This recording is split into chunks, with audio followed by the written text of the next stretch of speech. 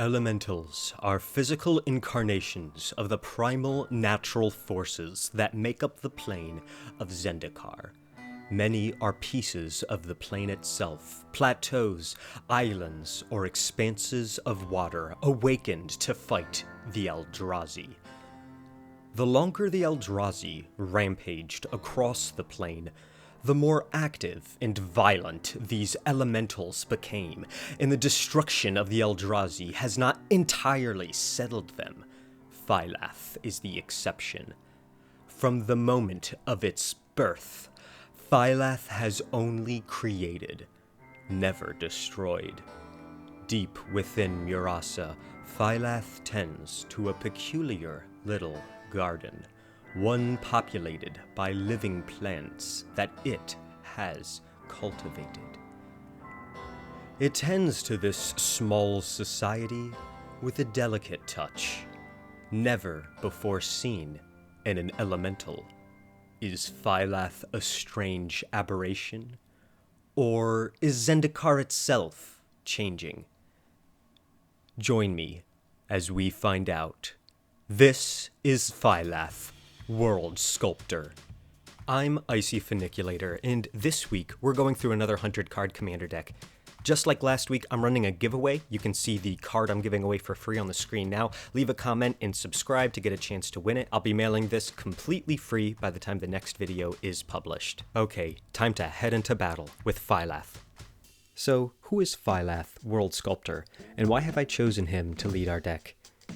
Well, besides the cool alternative artwork, at 4 colorless, a red, and a green, Phylath is a pretty expensive elemental 5/5, and when it enters the battlefield, you create a 0/1 green plant creature token for each basic land you control. And, not only that, Phylath has Landfall. Whenever a land enters the battlefield under your control, put 4 1/1 counters on target plant you control. Using these keywords and abilities, we notice different core themes to build around. First of all, being a 5/5 at 6 converted mana cost or mana value, we know Phylath is a win condition type card. Yes, he's our commander, but we should wait till mid to late game and ramp up as quickly as possible so we can get the most out of every play. We don't want to deal with that 2 extra commander tax, maybe ever. Next, we know that whenever it enters the battlefield, Phylath will generate these 0/1 green plant creature tokens. If we can blink Phylath or find a way to make him leave and come back onto the battlefield without making him return to the command zone, we can synergize and get the most exponential benefits out of the green plant token generation side of Phylath. Third of all, we have Landfall. We want to be able to play multiple lands per turn, play lands from our graveyard, or do whatever we can to buff up not only the tokens that Phylath creates, but any other plant creature types that will allow us to buff up and build up our defenses to survive as long as possible until our army of plants swings in for victory. So, that's about all we need to know with the commander. Let's head into our second section, Red Creatures. As we head into the red creatures, let's keep an eye out for ramping, hasty action, and any type of token generation that we can use alongside or instead of Phylath as we get to turn 4 or 5 when we can play him. And of course, that elemental creature type. First up, we have Lightning Serpent. For X colorless and a red, it's an elemental serpent with 2/1 trample haste. It comes into play with X +1 +0 counters on it, and at the end of turn, you must sacrifice it. So you normally get 1 turn out of this potentially huge trample haste elemental serpent. We'll see ways that we can cheapen elemental spells in the future, so ideally you won't be paying full for this, but even if you are, it begins with 2. Let's say you cast it for 5 mana. You'll be adding 4 attack value, and this will be a 6/1. Essentially, the blockers are the only problem, but with trample, maybe you're attacking with this in order to get rid of chump blockers and let something else go through. This is a very good, cheap creature to use in your deck to glue everything else together. Next up, we have Brighthearth Banneret. For 1 colorless and a red, an elemental warrior 1/1, and we already see the ability elemental spells and warrior spells you play cost 1 less to play, so that's a reduction across the board. Elementals are, of course, the main thematic touch in this deck, the main creature type that we'll see in almost every creature, not all of them though. Warrior, I don't really think we'll get too much mileage out of that. Reinforce 1 is one of the other abilities on the Brighthearth Banneret. For 1 colorless and a red, you can discard this card and put a 1/1 counter on target creature. Now that's something I doubt we'll utilize, however, if you don't need the cost reduction, if you draw this late in the game, putting a 1/1 counter on an existing plant or Phylath could be beneficial.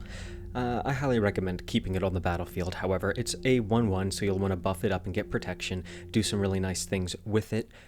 Just keep it around. The Brighthearth Banneret, definitely a foundational element of the deck. Next up, we have Smokebraider for 1 colorless and a red, an Elemental Shaman, 1/1. Tap it, add 2 mana in any combination of colors to your mana pool. Spend this mana only to play elemental spells or activated abilities of elementals. So this is 2 mana, a refund if you think about it, since you pay 2 mana in order to cast it. You do have to wait for Summoning Sickness, but I like this as essentially a Land of War Elves in red. It's hard to count this as a ramp in the deck because it's a 2-drop, one of which needs to be red, but I do think this helps you cast your commander and cast the majority of creature spells in the deck. Next up, we have Soulbright Flamekin for 1 colorless and a red, an Elemental Shaman 2/1 with a pretty awesome ability. So 2 colorless mana, you can do this even with Summoning Sickness. Target creature gains trample until end of turn. That's not it though. It also says, if this is the 3rd time this ability has resolved this turn, meaning if you've used 6 mana already, you may add 8 red mana to your mana pool. So not only a refund, but you get 2 extra. And if you want, you can continue to use that mana to activate its ability. What a bizarre and wonderful ability. So regardless if you get that 3rd time activation, just giving trample is wonderful. Being a 2/1 Elemental Shaman potentially could be useful. It's only a 2-drop. Overall, fantastic. Throwing 6 mana into this, getting 8 back, gives you so many options. You might end up just doing that every single time you have 6 mana at your disposal, as long as you don't need it in the green color. Next up, we have Young Pyromancer for 1 colorless and a red, a Human Shaman 2/1. Whenever you cast an instant or sorcery spell, put a 1/1 red elemental creature token onto the battlefield. So obviously we'll have several instants and sorceries which will trigger this and then give us elemental synergies that we'll see later on in the video. This is a pretty fun double masters or the list card. I highly recommend picking this up either way. It's pretty cheap. It's 23 cents on TCG Player as of the publishing this video. 2-drops are something that you'll want to see a lot of in this deck. You'll want to be able to save your mana for Phylath and for the more expensive win conditions, so having as many 2-drops synergy elements as possible will be a way to keep doing things and never have nothing to play on your turn. Next up, we have Ashling the Pilgrim for 1 colorless and a red, a legendary Elemental Shaman from Lorwyn, 1/1 with the activated ability 1 colorless and a red. Put a 1/1 counter on Ashling the Pilgrim. If this is the 3rd time this ability has resolved this turn, that's right, remove all 1/1 counters from Ashling the Pilgrim, and it deals that much damage to each creature and each player. I think putting 1/1 counters might be preferable to doing that much damage to each creature and player, but that's a board wipe for much less potentially at once than a normal board wipe would be. You can put 2 in whenever you want, and then finally when you're ready, you do the ability 3 times in one turn. It'll retroactively remove all the 1/1 counters, even the ones you've done on previous turns, and then ideally wipe or even kill some players if they're low on their life total. I'd be kind of crazy to use this as a commander. I think a 1/1 commander is kind of hard to deal with, so I like having this in the 99. Next up, we have Runaway Steam-Kin for 1 colorless and a red, an elemental 1/1, and whenever you cast a red spell, if Runaway Steam-Kin had fewer than 3 1/1 counters on it, put a 1/1 counter on Runaway Steam-Kin.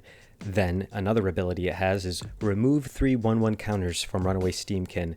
Add 3 red mana. This is a fun creature. I wish it had more attack and toughness. However, you put it out there earlier in the game and you'll be able to keep adding counters on it. There's so many red spells in this deck that it's not going to be hard to create a 2/2, 3/3 over time with this. The limitation is that you have to play it early in the game in order to get the use out of it. However, if you do, if it just turns out at the perfect time, or if you have other ways to add 1/1 counters onto this creature, being able to then exchange those counters for red mana without even sacrificing the Steam-Kin, that's pretty sneaky. Normally with an ability like this where you're exchanging counters, you're doing something, that might end up sacrificing or doing some other side effects you don't want. Here, maybe other people will forget about the rampness of this card, and you might even be able to cast more red spells and then put more 1/1 counters on that same turn if you just so happen to get it towards the end of the game. The Steam-Kin certainly deserves a place in this elemental deck.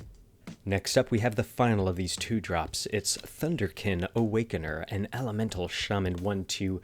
What an amazing card. It has haste, and whenever it attacks, choose target elemental creature card in your graveyard with toughness less than Thunderkin Awakener's toughness. Return that card to the battlefield tapped and attacking. Sacrifice it at the beginning of the next end step. So this allows you to return just about every creature we've seen so far to the battlefield tapped and attacking. And that could allow you to trigger or do other fun things with those creature cards. We just saw the Runaway Steam-Kin. Because it's on the battlefield tapped and attacking, and you only need to sacrifice it at your end step, you'll still have the combat phase and your second main phase to do things with it, to potentially cast red spells. And this is a theme we'll see throughout the deck, where we'll get these one-turn windows to do really awesome things. I mean, it could even be helpful to return the Brighthearth Banneret from the graveyard to the battlefield. Then you'll get the cost reduction for the rest of this turn, and you can continue to do that. And it'll be hard for people to prevent you from getting now a perpetual cost reduction as long as you cast things in your second main phase. Next up, he's back at it again, the Grinning Ignus for 2 colorless and a red, an elemental 2/2 with the activated ability 1 red mana, return it to your hand, add 2 colorless and a red to your mana pool, activate only as a sorcery. Bada boomski.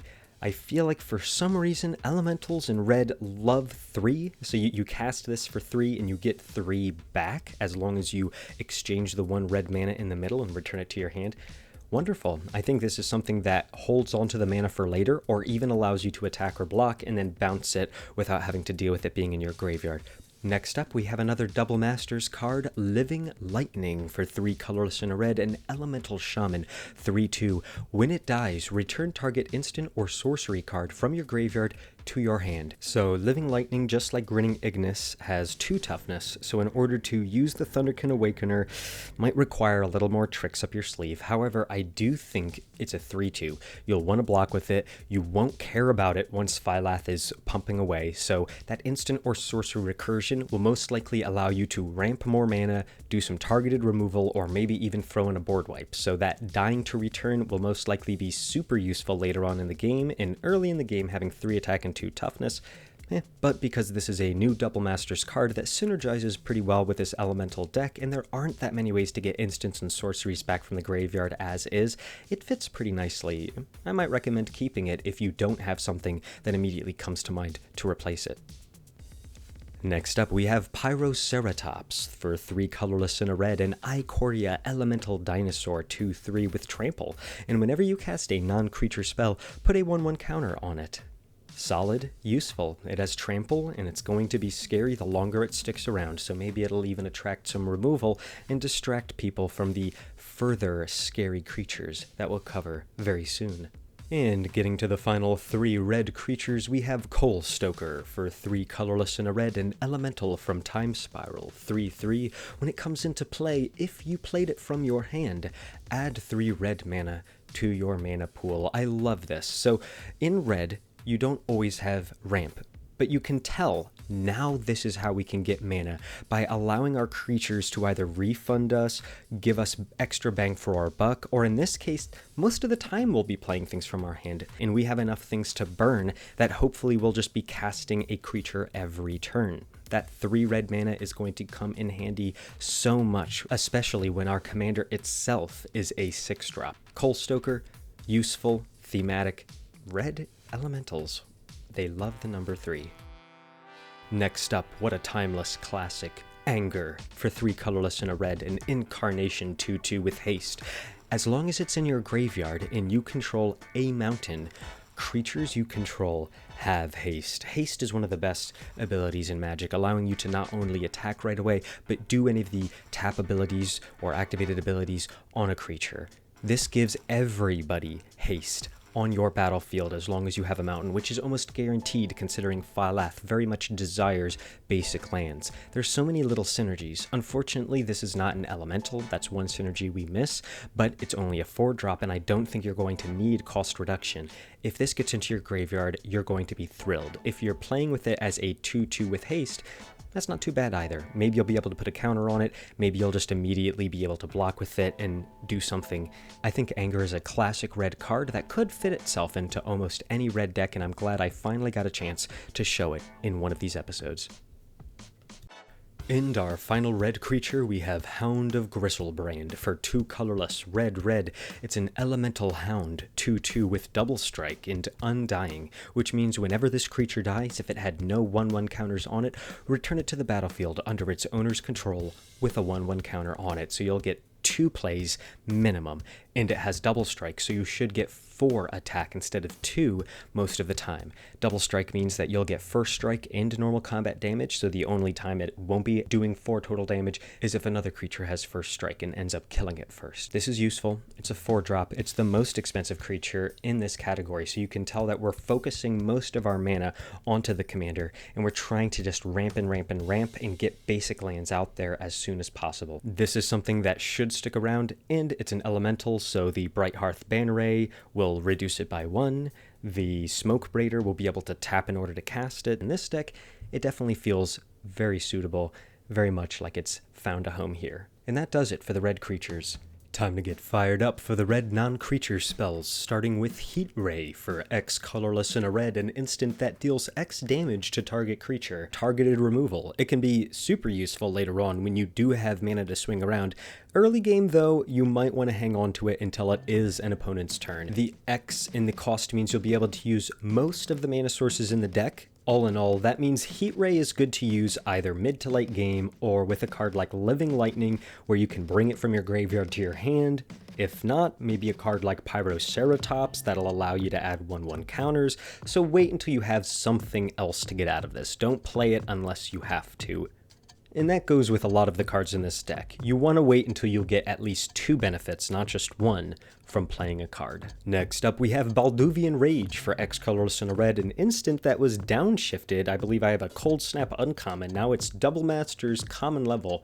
The ability is target attacking creature gets +X/+0 until end of turn. So only the attack side, very red. But you also get to draw a card at the beginning of the next turn's upkeep. So that probably means 2 cards before you start casting things on your subsequent turn. Pretty nice benefit considering that you're buffing up an attacking creature. That means, with the Heat Wave, you needed to have baseline enough damage to kill the creature. Here, you could cast this for 1 red just to get the draw card, especially since it's instant. You can just cast that at the end of your opponent's turn as a 1 red mana draw card. If you look at it like that, that seems super worthwhile. 1 red, 1 card. That's almost like a blue card at that point. But you can use this as a combat trick or just as a way to buff up your card if you don't know what else to do with all your basic lands, since of course you had to acquire quite a few of those in order to get Phylath to fully activate. Balduvian Rage, I think on the surface it seems complicated, it seems maybe not worth it, but the more you think about it, the more that it seems very, very cheap. And super useful in a deck like this that also relies a lot on tokens, and so you can buff something up and swing in without just trying to protect it. You just have a token plant, for example. You don't need to protect that for too long, when in the back of your head, your goal might be to keep bouncing your commander until you can win the game by destroying all your opponents, not just one.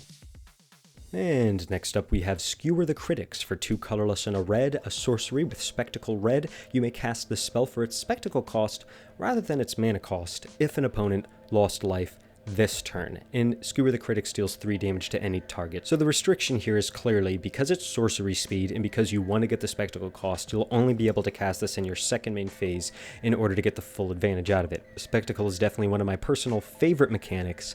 Another card that I used to play a lot is the Acrobat. That spectacle cost obviously is just 1 reduction. Here you get 2 reduction. Next, we have Seething Song for 2 colorless and a red, an instant. Add 5 red mana to your mana pool. That's right, 5 red mana. So you're exchanging 3, 2 of which can be colorless, for 5 red. This reminds me of Dark Ritual, a card I featured now in 2 of my previous videos. And on top of that, this allows you to whip out your commander or even whip out those cards that are mana restricted. So this is going to be great to bring back from the graveyard. This is going to be great with all the existing synergies we've discussed. And it's pretty fun at instant speed. It allows you to essentially chain it together together with other instants if that just ends up being where you are at the end of the game. This could be particularly useful as a mixture with other cards that have an X in their mana cost, like Heat Ray or maybe even Balduvian Rage, because now you're going to be ramping it up. I mean, just even this card on its own is now going to be doing 4 direct damage to target creature with Heat Ray, and with Balduvian Rage, now you'll be giving an attacking creature plus 4 on the attacking side. I mean, maybe you can even have enough wiggle room to cast Skewer the Critics at the same time, so, you know, plenty of options. And our final non-creature red spell, we have Chandra, Novice Pyromancer. For 3 colorless and a red, it's a legendary planeswalker. It starts off with 5 loyalty points, and this is why it's included. Its +1 says, elementals you control get +2/+0 until end of turn. That is outstanding in our deck, and it starts off with 5 loyalty, so already it's going to be a little hard to defeat using traditional combat damage. Then its -1 is add 2 red mana to your mana pool, so that's super versatile considering a lot of those X mana cost cards only need the 1 mana restricted in red. And then the -2 is Chandra deals 2 damage to any target. So useful again because now you can chain it together with other instants, but also it's not restricted to just creatures or players. Now you can deal damage to anything that is going up against you, or even do a final blow if somehow someone only has 2 life remaining in the game. And that already does it for the red non-creature spells. Let's get into the green cards. You might have noticed that the red cards are almost all about being aggressive and attacking as much as possible. The green cards are going to be good at supplementing that and adding some more defensive measures to our battlefield, and also ramping us so we can still get Phylath out, maybe even more than once. What better card than Leafkin Druid to start off our green creature section? For 1 colorless and a green, it's a 0/3 with the tap ability, add 1 green mana. If you control 4 or more creatures, add 2 green mana instead, and it's an elemental druid itself, so you'll be able to get the cost reduction with elementals, and on top of that, having more than 4 creatures will be easy in this token-based deck, especially as the game progresses. And that 1 mana means you're essentially doing a 1-drop after you can wait a turn. So all the usual benefits we've discussed already apply to this, but having it have 3 toughness is a little better than a lot of the red cards we saw. The red cards clearly were more about the attack, and now we can immediately see that we have ramp, we have benefits for more creatures on the board, which is something our deck cares about, and we'll be able to keep this around maybe longer than most of those red counterparts, some of which are clearly going to be destroyed if they block anything. Moving right along to Gatecreeper Vine. For 1 colorless and a green, it's a plant, 0/2 with Defender, so plant is already making you hopefully think of Phylath and adding counters onto him, but also, when it enters the battlefield, you may search your library for a basic land card or a gate card. Reveal it, put it into your hand, then shuffle your library. So we'll get to the special lands at the end. We've tried to include some gates here so that we'll be able to pull those out and have multicolored as well as monocolored basic lands at our disposal. I think being a plant is why we have this, though. A 0/2 Defender on its own makes me want to have more, and because we'll be giving not only, 1 extra defense, but also 1 extra attack when Phylath is able to trigger. In those are 4 counters at once. Geez, imagine this just being a 4/2 Defender now, and if you can recur it, if you can bring it back at least once, then you'll also be able to ramp with it as well. Next up, we have Overgrown Arch. For 1 colorless and a green, it's a plant wall, 0/4 with Defender, so siblings with Gatecreeper Vine for sure. If you tap it, however, you can gain 1 life, or you can also tap 2 mana, sacrifice it, and learn, which is a mechanic from Strixhaven. In Commander, you're not really supposed to have a sideboard and use this lesson ability, but the way it's supposed to work in a standard game perhaps is that you may reveal a lesson card you own from outside the game and put it into your hand. For our purposes, though, the way learn works is you discard a card and then draw a card. So very versatile, kind of a red-inspired ability in a way, but because you can tap 2, sacrifice this in order to learn, it means that you'll just keep this out there in order to defend, maybe, gain a couple life points if nobody's attacking, but it's a plant, so Phylath will buff it up. It'll immediately make it a 4/4 when you're able to trigger it 1 time. What you can expect with Overgrown Arch is whenever you have attackers coming in, you assign this as a defender, wait till combat, just sacrifice and learn, right? That's the main bread and butter, is just always sacrificing if it comes down to destruction. Next up, we have Tangled Floahedron for 1 colorless and a green, an elemental 1/1 with the tap ability to add 1 green mana. But that's not all. It's a double-sided card. On the back, it's Tangled Veil, a land that enters tapped, and you can tap it for 1 green mana. So because it's only a 2-drop, the majority of the time you'll be playing the elemental side of this card. It's a nice elemental, you can use it for a variety of purposes, but because we'll have some ways to use our graveyard, having this as a 2-sided card is unexpectedly flexible. Now, when it's in the graveyard, you might get some very sneaky benefits out of it, but if it's on the battlefield, you'll be able to ramp regardless of which side you're playing. Next up, we have Woodland Champion for 1 colorless and a green, an Elf Scout 2/2. Whenever 1 or more tokens enter the battlefield under your control, put that many 1/1 counters on Woodland Champion. Immediately feels like a good combination with the commander who's entered the battlefield, creates tokens, and each of those may individually add the counters. So very nice in those circumstances. I'd say you want to wait until you have token generation. The commander is the best form of that and the most reliable form of that, but we'll get to some of the other new and exciting ways in a couple cards. And next up we have Scryb Ranger for 1 colorless and a green, a fairy 1/1. It has flash, which means you can play it at any time that you could play an instant, so on your opponent's turn. It has flying, protection from blue, and return a forest you control to its owner's hand to untap target creature.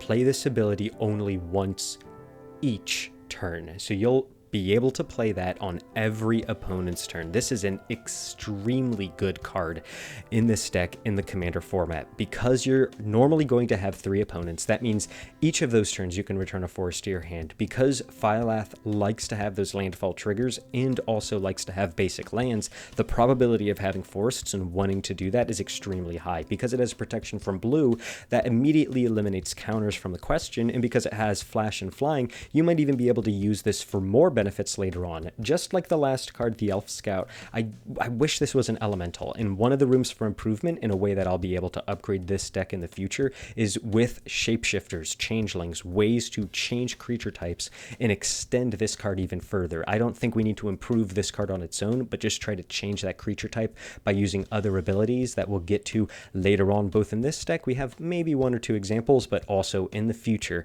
So make sure to subscribe and hit the like button so you can support this content and see more of that in the near future. And you know what, as a reward for doing that, I'll just let you know real quick what one of those cards is. It's Arachnoform. We'll get to it later. It allows you to change creatures into every creature type. So that's what I'm talking about. We want more of that. You know, that's a 2-drop though, so that's already pretty decent. And right back to it, we have Horizon Seeker for 2 colorless and a green, a human warrior 3/2 with boast. For 1 colorless and a green, search your library for a basic land card, reveal it, put it into your hand, then shuffle your library. Activate this ability only if this creature attacked this turn, and only once each turn. I think Boast is kind of an underpowered mechanic. In general, I think you're only going to get 1 or 2 activations off of this, but because it's a 3/2, it's a body that you can use as a blocker, but ideally hang on to it and use it for some ramp. You can bring it back later on maybe and do some shenanigans with it. I'd say overall a decently balanced card. The main reason I have it in the deck is that you don't have to sacrifice it in order to trigger that ability. Optimistically, you can attack several times, just targeting someone where you know this can get through, or where you're attacking with several creatures and maybe they'll be more concerned with them instead of this one, right? If you have 5 plant creatures attacking and this one's attacking with it, your Boast will fire off. So in a token-based deck like this, where they might want to be blocking those tokens instead because those have way more power, I think this definitely gets an include because of the token factor. Next up, we have Overgrowth Elemental for 2 colorless and a green, an elemental 3/2. When Overgrowth Elemental enters the battlefield, put a 1/1 counter on another target elemental you control. Then it also has, whenever another creature you control dies, you gain a life. If that creature was an elemental, put a 1/1 counter on this card, Overgrowth Elemental, making it from a 3/2 into perhaps a 4/3 and up and up and up. That is fantastic. Just a renewable source of 1/1 counters for only 3 mana, and even if you don't use that many 1/1 counters, it's still a 3/2 elemental creature type. After that, we have Primal Forcemage for 2 colorless and a green, and Elf Shaman 2/2. Whenever another creature comes into play under your control, that creature gets +3/+3 until end of turn. What I like about this is it extends your board, and it's particularly useful with the flash creatures we've seen in the past. You need to use those haste creatures. Think about the Thunderkin Awakener. It has haste, and by buffing it and making it have 5 toughness, you've now completely changed its ability and made it so much more powerful. This turns the Thunderkin Awakener into an absolute killer. Next up, we have Realm Walker for 2 colorless and a green. It's a shapeshifter 2/3. It's a changeling, which means it's every creature type. And as it enters the battlefield, choose a creature type. You may look at the top card of your library at any time. You may cast creature spells of the chosen type from the top of your library. So, Elemental. And because so many creatures have a low mana cost, you'll be able to cast that and then just keep on looking. It makes me think of Sensei's Divining Top, and it's very easy to get it out there. Next up, we have Jaheira, Friend of the Forest for 2 colorless and a green, a legendary human elf druid 2/3. With tokens you control, have tap it, add a green, so you make everyone a mana dork. It also has choose a background, but it's not our commander, so don't worry about that. If you want to see that, go check out Lizelle, Guild Artisan. But yeah, this is great. Jaheira, I do wish you had Elemental, but clearly they couldn't fit that already. The type line is so long, so tokens you control being mana dorks, that's all we need. Phylath creates plant tokens based on the lands, but it doesn't turn the lands into anything, so it's not like you're losing out. You're just getting more and more when it comes to the lands, right? That's just exponential growth. Next up, we have Eternal Witness for 1 colorless and 2 green, a human shaman 2/1 from Double Masters. And indeed, this is a card I just drew from a draft pack of Double Masters. When this card enters the battlefield, you may return target card from your graveyard to your hand. We'll have ways to get that green mana, as we saw, so let's move on to the next one. Next up, we have a true game winner, Renata, Called to the Hunt for 2 colorless, green, a legendary enchantment creature demigod with star 3. Its power is equal to your devotion to green. Each green symbol in the mana costs of permanents you control counts towards your devotion. So this will be a 2/3 automatically based on its own pips, and you can look at the pips around your board. It also has each other creature you control enters the battlefield with an additional 1/1 counter on it. That's insane. When Phylath gets churning away, this is unbelievable, and definitely it's going to put a target on your back. So watch out. Renata is called to the hunt. Next up, we have Thicket Crasher for 3 colorless and a green, Elemental Rhino 4/3 with Trample. Other elementals you control have Trample, so the elemental type is back with a vengeance. Not only does this have Trample, which is so nice, you'll be able to do some extra damage, it's now going to give everything that's not a plant, essentially, or a human, Trample, right? This deck is tons of elementals, especially in red, and then you'll have a couple stragglers that we can maybe change their type of later. This is a wonderful way to make the deck hum. Next up, we have Halzin, Emerald Arch Druid for 3 colorless and a green. It's a legendary elf druid, 2/4, and it has an activated ability, 1 colorless until end of turn. Target token you control becomes a green bear creature with base power and toughness 4/4, in addition to its other colors and types. So I'm thinking Phylath and its plants. You're only able, with the landfall trigger, to buff up one of them. So what do you do with the other ones? Well, now you can create a bear, and not only that, you can create 3 bears for 3 mana. It doesn't say only once each turn. You can now do everything all at once when you're ready to attack. Just wait until Summoning Sickness wears off and go swinging in with your entire board of bears, plants, and elementals. Halzin also has Choose a Background, but again, we're not going to use that. Moving right along, we have Roaring Primadox for 3 colorless and a green, a beast 4/4.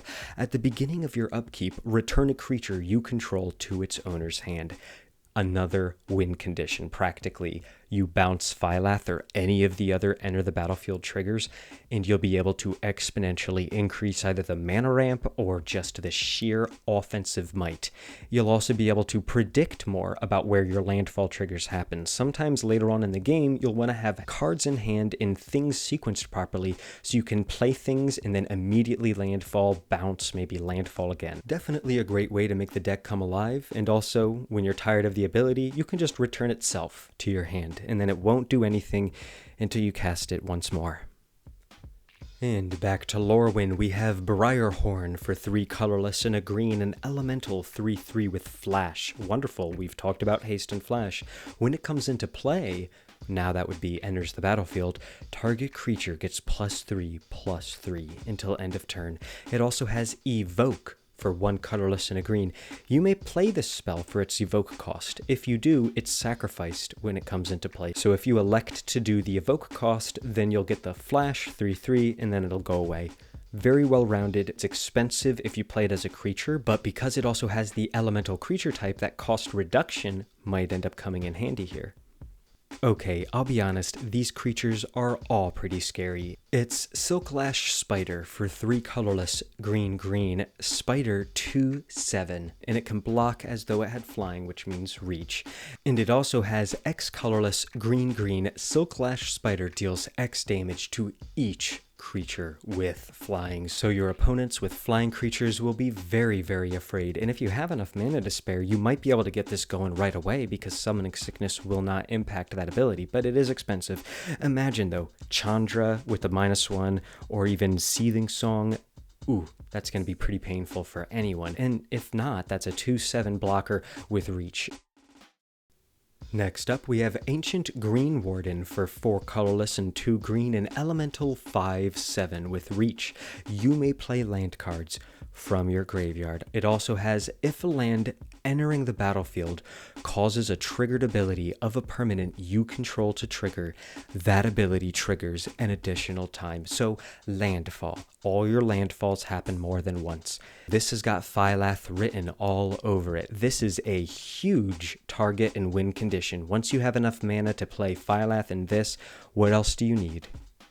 But we're not done yet. Next up, we have Beanstalk Giant for 6 colorless in a green. It's a giant star. Its power and toughness is equal to the number of lands you control.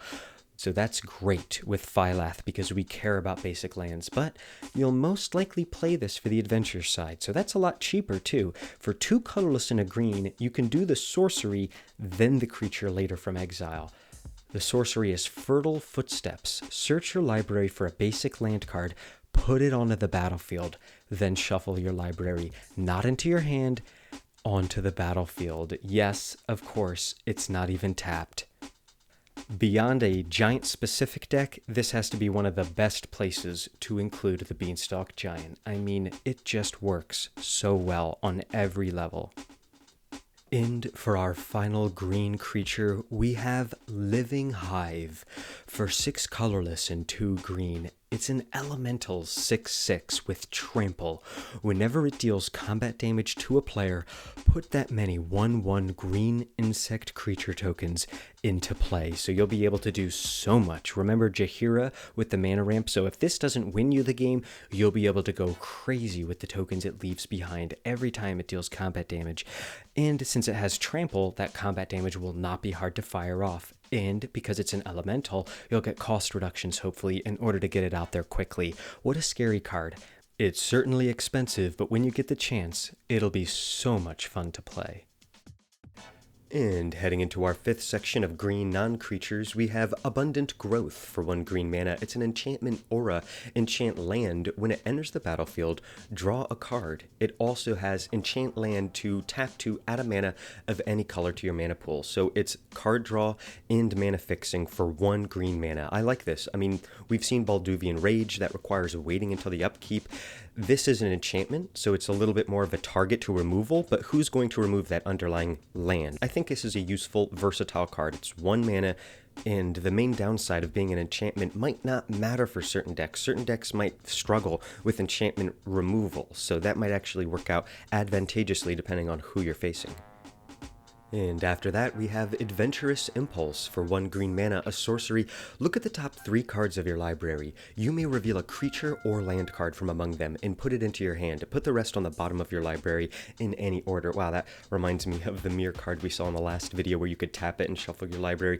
Here, you get a look at 3 cards and put either a creature or a land into your hand. That's very useful. A lot of times we'll want the land in order to trigger Phylath or other landfall-based abilities. However, getting a creature could be supremely useful. We've seen creatures that'll give you cost reductions on elementals. We've seen creatures that'll have enter the battlefield bonuses when you can play them if you have a lot of mana at your disposal.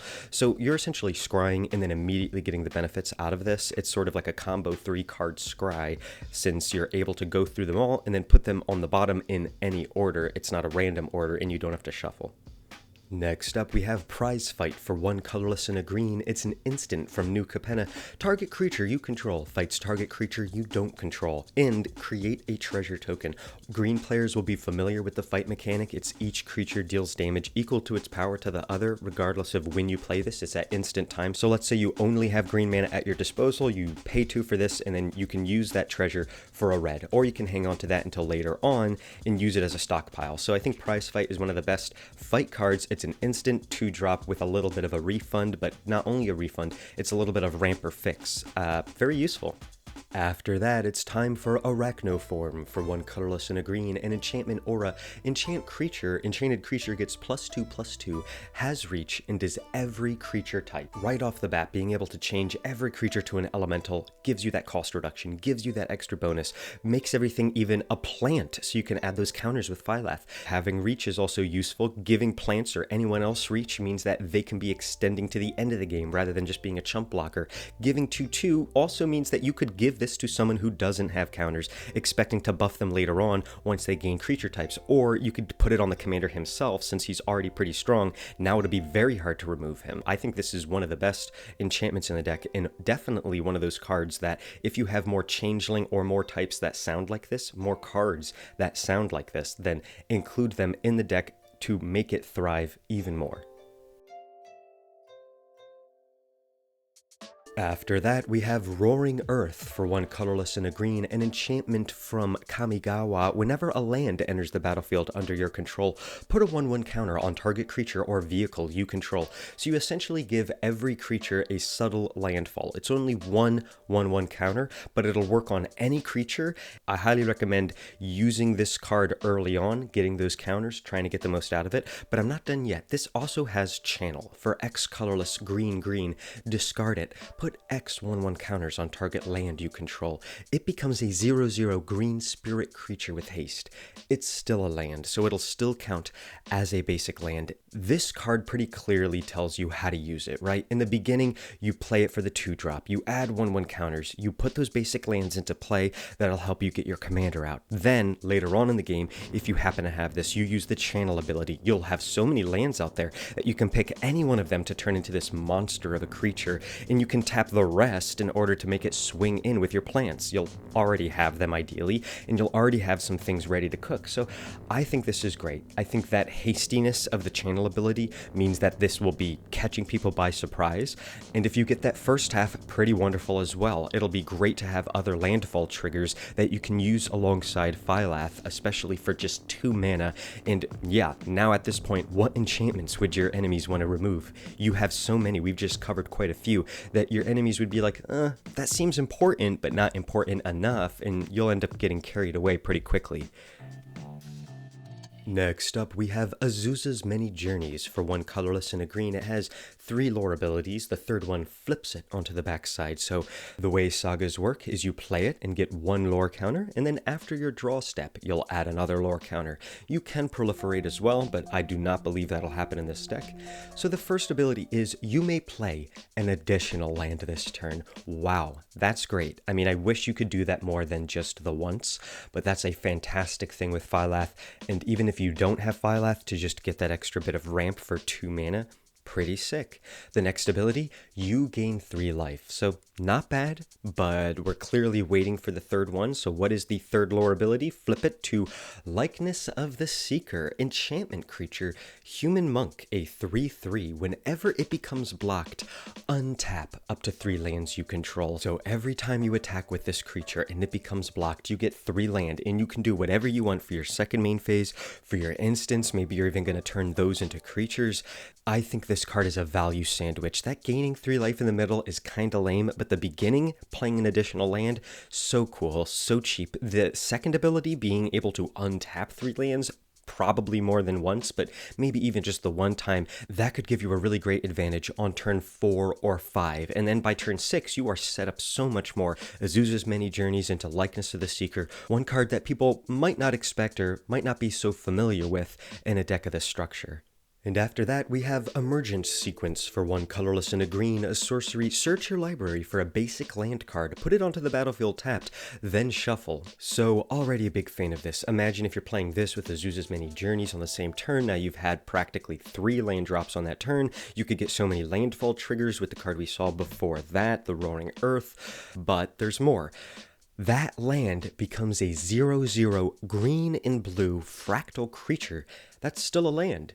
Put a 1/1 counter on it for each land you add enter the battlefield under your control this turn. So synergize it with those cards we just saw, or if you choose not to synergize it, you're not losing a land, you're just gaining either a 1/1 or a 2/2. And next up, our final 2-drop in this category, we have Regrowth for 1 colorless and a green. Return target card from your graveyard to your hand. Any card from your graveyard.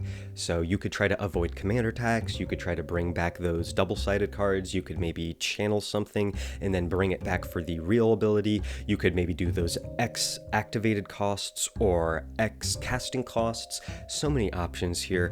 Regrowth is a card that you love to see. It feels almost like it's a black card, right? Because you're just indistinguishably accessing your graveyard.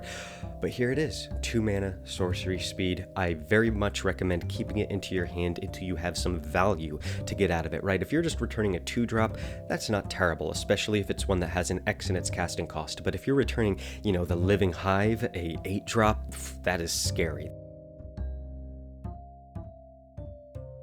Stepping up into 3 mana, we have Careful Cultivation for 2 colorless and a green. It's an enchantment aura. Enchant artifact or creature. As long as enchanted permanent is a creature, it gets +1/+3 and has reach. And tap it to add 2 green mana to your mana pool. Giving +1/+3 sounds great, right? That 3 makes me think of the elementals and how much they love 3 of everything. Reach, that's practical. Then tapping for 2 green seems particularly useful. This is also an enchantment, so you could use that right away if that creature has already been in play from the last turn. And Careful Cultivation also has Channel. For 1 colorless and a green, you discard it, create a 1/1 green human monk creature token with tap it to add a green mana to your mana pool. So this card has many practical uses, right? It can be helpful for defense, it can be helpful for a little bit of mid-game ramp, and if you don't want to have it, that channel ability seems pretty well-rounded as well. Next up, we have Sundering Vitae for 2 colorless and a green, an instant with Convoke. Each creature you tap while playing this spell reduces its cost by 1 colorless, or by 1 mana of that creature's color. So if you have a green creature, you can take away that green pip.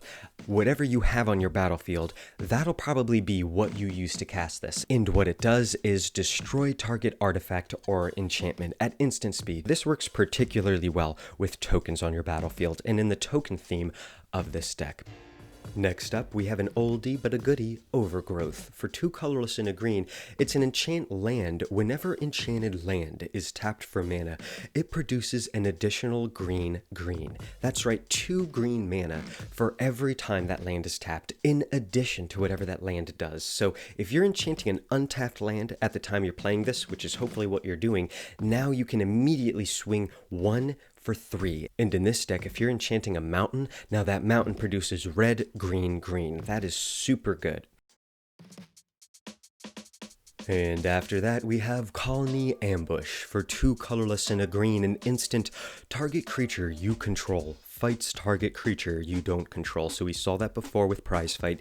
Each deals damage equal to its power to the other. So that could be a removal or just a way to help better a situation that's already happening at combat time because it's instant speed. However, the reason this card is in the deck is because it's two-sided. On the back, it has Colony Territory. Enters tapped, and you can tap it for a land. With Ancient Green Warden, you could play this from your graveyard. Otherwise, you'll be able to use whichever you need. Middle game, early game. The only time you don't want this probably is late game. That's when you want to discard this and be able to get extra out of it. Love the thematic integration as well. I mean, look at that Overgrown Woods. Next up, we have another 2-in-1, Mouth Feed. This one has Aftermath. So first you cast Mouth for 2 colorless and a green. Create a 3/3 green hippo creature token. Not bad. Maybe you'll get some extra benefits out of the fact that it's a token. But then Feed. So it's Aftermath. Cast this spell only from your graveyard. Then exile it. So it's similar to Adventure. The difference is no matter how this gets into your graveyard, you'll be able to cast it, whereas Adventure immediately puts the card into exile. Here, it's in your graveyard, whether you did the mouth side or not.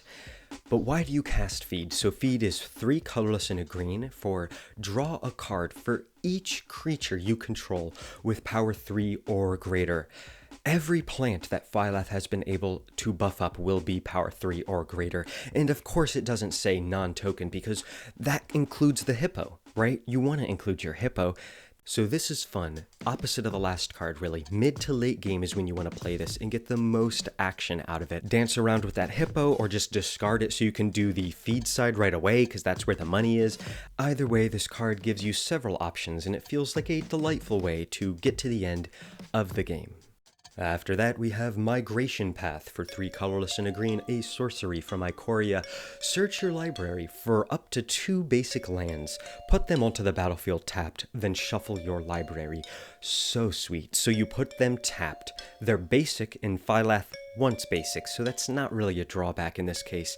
And it has cycling 2. So if you don't want to cast it for 4, you can cycle it for 2, discard it from your hand, and draw a card.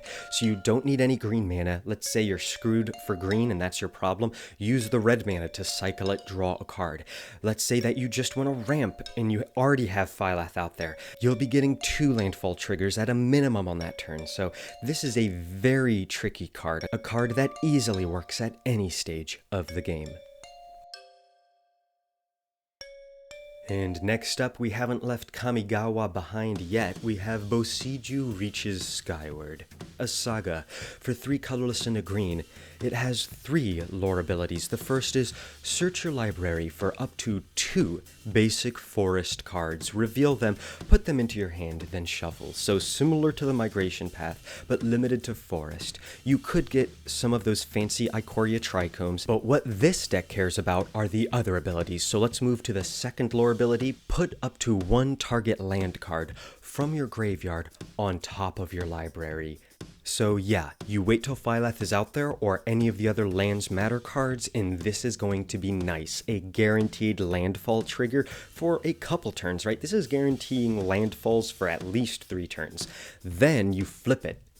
Branch of Boseiju, a 0/0 enchantment creature with reach. It gets 1/1 for each land you control. Those first 2 give you extra triggers, which, yeah, there are some compromises, but the backside with reach and with a huge amount of power. I mean, hopefully this is an 8/8 or something, because that's how you get Phylath to go. That's something you're already trying to do. That's something that the extra forest in your grip are going to add to. So I think Boseiju Reaches Skyward into Branch of Boseiju really adds some extra flavor. And if people don't know what's on the back, that's going to hit them like a truck. And our final green card, Verdant Mastery, for 5 colorless and a green, a sorcery from Strixhaven. Get ready, there's some text on this one. It says, you may pay 3 colorless and a green rather than the original mana cost. So it's either a 6-drop or a 4-drop. Search your library for up to 4 basic land cards and reveal them. Put one of them onto the battlefield tapped. under an opponent's control if the 4 cost was paid. So there's the sacrifice. But again, it's a basic land. Maybe that's not so bad, and that's a deal-making opportunity. What do you do with the other ones? Put 2 of them onto the battlefield tapped, under your control, and the rest into your hand. Then shuffle. I love this. So normally you'll want to pay the 6 mana because you're getting 4 lands out of this. It feels like a good exchange, but if this is early in the game, and if you're able to make a deal, maybe you'll get an advantage out of this. Maybe that compromise means that now you can agree to, hey, I won't attack you, use that land for something else. It's just a basic, it's just a forest. Maybe you could even give someone a land that's not in their deck's color identity, right? It doesn't say you have to match. Give a mountain to someone who only has islands in their deck, and then you immediately get 2 landfall triggers. You get 1 land drop guaranteed for the next turn, and you get to keep grooving. Yes, it's a sorcery, not an instant, but I wouldn't have expected it to be an instant, right? This is one of those calculated, get very close to winning the game. This is the precipice of win condition cards. This deck does feel like it has a clear divide of early game ramp versus end of game swing in and win cards. This is clearly one of those get to the end cards. Now, let's get on to the multicolor cards. Starting off with our only non-creature multicolor card, we have Cinder Vines. For 1 red and a green, an enchantment. Whenever an opponent casts a non-creature spell, Cinder Vines deals 1 damage to that player, so really gives them more enchantments to worry about. Then, it also has the activated ability, 1 mana, sacrifice it, destroy target artifact or enchantment. Cinder Vines deals 2 damage to that permanent's controller. Cinder Vines feels like a nice mana curve card, right? You play this turn 2 or 3, it gives people something to worry about without being so aggressive that you become the archenemy. You get the activated ability when you need it to destroy an artifact or enchantment, and you can pretty much do that at any time since it's only 1 mana. You only need to hang on to 1 of your lands for that. I think this is a card that gives you nice small benefits and isn't so powerful that it's going to be a subject to major concern, and as I said in the beginning, it's a distraction, right? It gives people something to be distracted about as you move around and put your pieces into play to actually win the game. And our first multicolored creature, we have Horned Kavu. For 1 red and a green, a Kavu 3/4. When it comes into play, which is enters the battlefield, return a red or green creature you control to its owner's hand. This feels like an all-around win in this deck, right? It's 2 mana for a 3/4, and we'll almost definitely have that mana to throw once we get to turn 2 or 3. A lot of these creatures could be extended if they don't have to be sacrificed, or if they can just get another chance to go off. This seems like a deep cut that'll really give you some extra oomph in your deck. After that, we have Creeping Trailblazer. For 1 red and a green, an elemental 2/2 that says other elementals you control get +1/+0. So not itself, but a lot of the creatures in this deck get buffed for just 2 mana, and it's a 2/2. But not only that, it also has 1 other ability. 2 mana, red and a green, Creeping Trailblazer gets +1/+1 until end of turn for each elemental you control. Outstanding. So depending on which pathway you're taking in the deck, depending on if you have tons of tokens or if you end up having tons of bodies on the ground, elemental red creatures, this card will come in handy, right? It either buffs things up or it gives you some huge potential towards the end of the game to creep you towards the goalpost. I like cards that, and we have quite a few of them in this deck, that you can play, get a little bit out of, people forget about, and then at the end of the game, this could be responsible for some serious damage, maybe taking a whole player out. Next up, we have Grumgully the Generous. For 1 colorless red-green, it's a legendary Goblin Shaman 3/3. Each other non-human creature you control enters the battlefield with an additional 1/1 counter on it. That is outstanding for every token generation we get. Let's just put Phylath up and just start to wrap your head around how insane that is. Those defenders, essentially, because those plants start off with 0 attack and now become something else, right? They all become chump blockers. Now you don't have to wait for landfall triggers to start giving 1/1 counters to those creatures, and there are plenty of creatures that could use an extra 1/1, or the fact that they have a counter on them for extra synergies. Think of this paired with the Thunderkin Awakener, right? You're going to give the Thunderkin Awakener 1/1 counter because it's not a human, it enters the battlefield, and then now it has extra toughness, and it can do so much more with it. So I think several cards, the only exception is the Hound of Griselbrand, obviously. Don't give that guy a 1/1 counter. Everybody else is going to love to take those in and do tons of things with it. Moving right along, we have Living Twister for 2 red and a green. It's an elemental 2/5 with 2 abilities. The first is 1 colorless and a red to discard a land card. Living Twister deals 2 damage to any target. So when you already have plants out there, or when you have your hand full of land cards because you've maybe done some sagas or done some things that's ended up filling up your grip, then discarding's not a bad option. It could really help you when you need it the most, especially because you could fire that off multiple times at once, or pair it up with other instants. The other ability that Living Twister has is 1 green, return a tapped land you control to its owner's hand. That's the incredible part, right?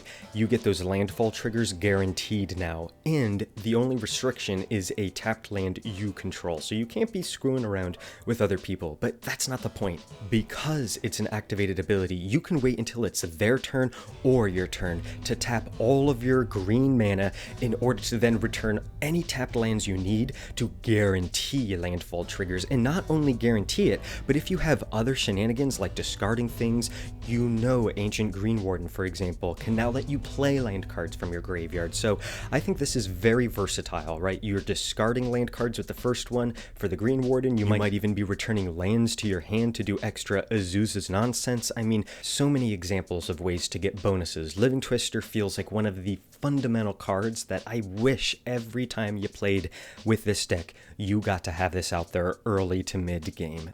And our penultimate multicolored creature, Sunder Shaman for 2 red and 2 green, a giant shaman 5/5. Sunder Shaman can't be blocked by more than 1 creature, so the opposite of Menace. You must only use 1 creature to block Sunder Shaman. It also has, whenever this card deals combat damage to a player, destroy target artifact or enchantment that player controls. So similar to Cinder Vines, we find some special removal in the multicolored section. In Sundering Vitae is the way in green that we also do this. Here is the non-creature, non-board wipe answer, right? Silklash Spider is the answer for flying. We have Swiss Army knife on a real level in this deck, right? We have 1 tool for every specific situation. Some of these tools are not necessarily going to get multi-purposes, but that's why you have another knife or another screwdriver, because it's just on the other side. You just have to keep drawing, keep ramping, and you'll find the answer. There are answers to find in this deck when you're in trouble. And this is a 4-drop 5/5. It's mana color restricted, but that seems pretty inherently useful. For our final multicolor creature, we have Morsel Hoarder for 4 colorless and 2 hybrid red-green mana. It's an elemental 6/4 with Morsel Hoarder comes into play with 2 -1/-1 counters on it.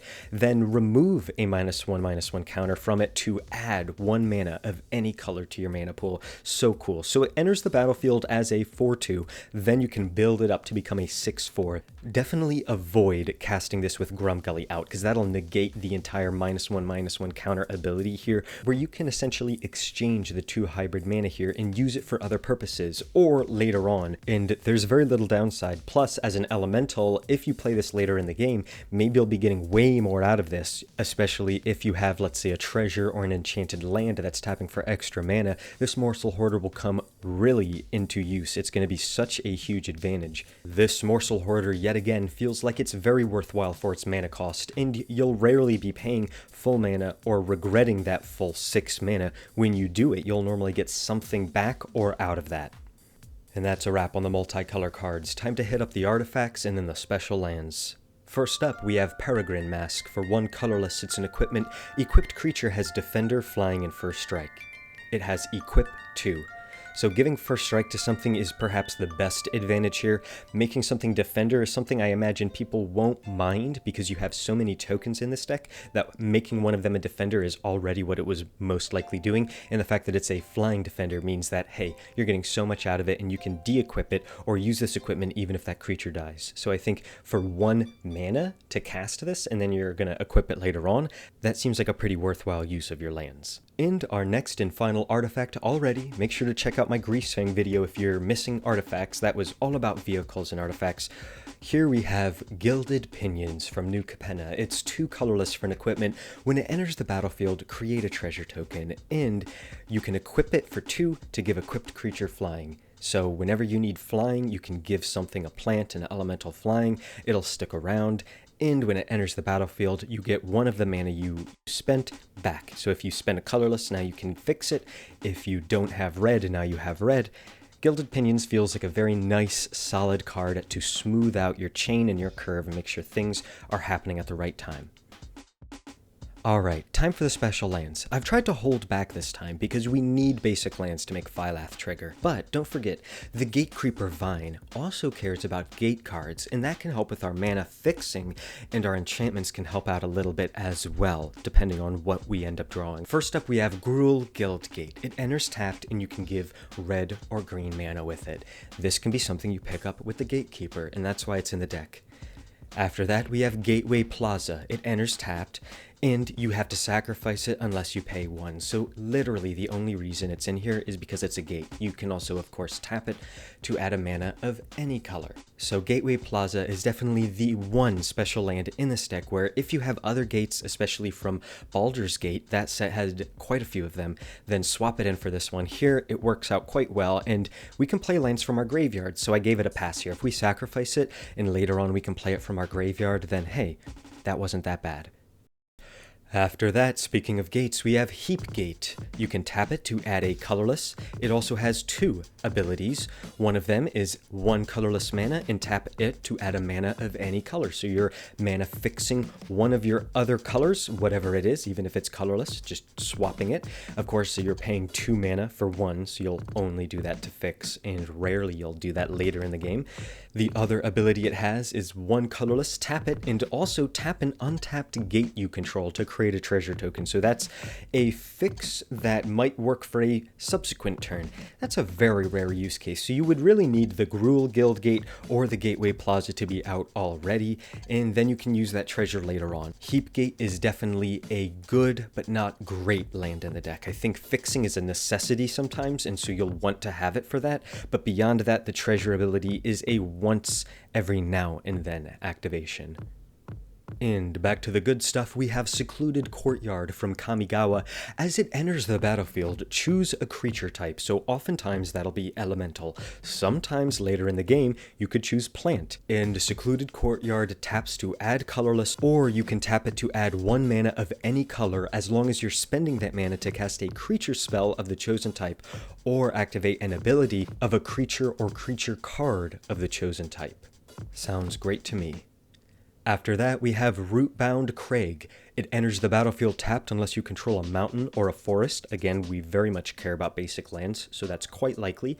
And then you can tap it to add a red or green to your mana pool, so the Gruul Guildgate without a catch.